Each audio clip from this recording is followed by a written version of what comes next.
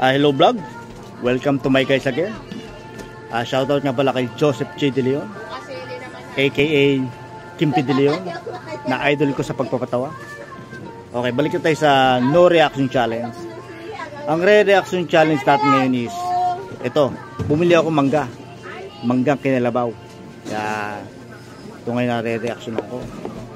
So pagbili ko kay ate sa manggang kinalabaw, sabi ko kay ate, ate, yan ba pwede ko sakyan pa uwi?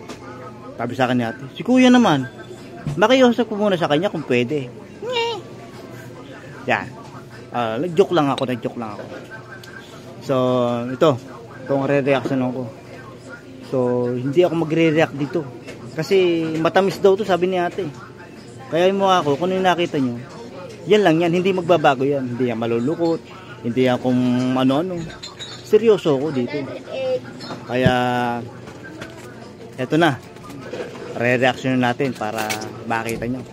Sinasabi ko, no reaction challenge, mangga kinalabaw, saka sasaw ko sa asin. Ito na. Sarap nito. Paborito ko to eh. Ito na. Ito na. Len, ito na oh.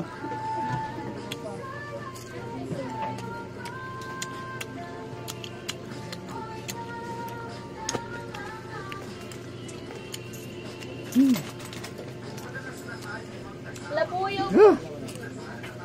Dalawa.